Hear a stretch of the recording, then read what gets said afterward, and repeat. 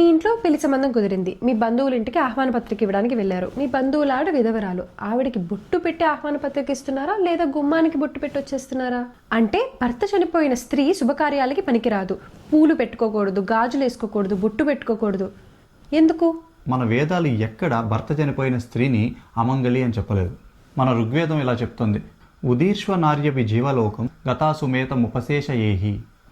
ఓ నారి, చనిపోయిన నీ భర్త మృతదేహం దగ్గర పడి ఏడవడం ఆపు. బ్రతికున్న నీ పిల్లలు, నీ కుటుంబం కోసం మళ్ళీ జీవించడం మొదలుపెట్టు, లే అని చెప్తుంది. స్కంద పురాణం ప్రకారం భర్త చనిపోయిన స్త్రీ సత్ప్రవర్తనతో మరియు దైవచింతనతో బ్రతికితే ఆమెను గంగా భాగీరథి సమానురాలు అంటారు. అంటే గంగా వలె పవిత్రమైనది. ఆవిడని సాక్షాత్ పార్వతీదేవి రూపంగా భావించాలని చెప్తుంది. మన సనాతన ధర్మానికి మూలం ఏంటండి? వేదాలు. మన 4 వేదాల్లో ఎక్కడైనా సరే భర్త చనిపోయిన స్త్రీ అమంగళం, ఆవిడ గాజులు వేసుకోకూడదు, పూలు పెట్టుకోకూడదు, బొట్టు పెట్టుకోకూడదు, శుభకార్యాల్లో పాల్గొనకూడదు, ఎదురు రాకూడదు, దీవెనలు ఇవ్వకూడదు.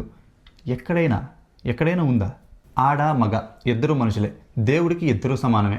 అలాంటప్పుడు భార్య చనిపోతే భర్త ఎలాంటి త్యాగాలు చేయనవసరం లేదు.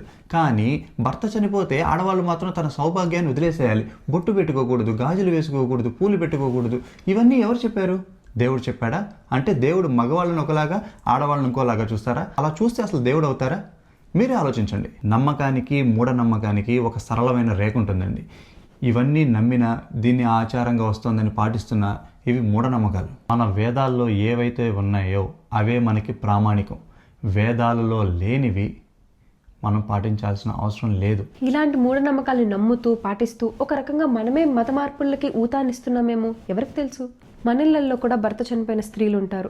వాళ్ళు అందరిలాంటి మనుషులే. దేవుడు ఎక్కడ వ్యత్యాసం చూపిడండి. వాళ్ళు బొట్టు పెట్టుకోవచ్చు, పూలు పెట్టుకోవచ్చు, గాజులు వేసుకోవచ్చు. అంతేగాని మన మూఢనమ్మకాలని వాళ్ళపైన దయచేసి రుద్దొద్దు. దీనిపైన మీ అభిప్రాయం ఏంటో కామెంట్స్లో చెప్పండి. జై శ్రీరామ్.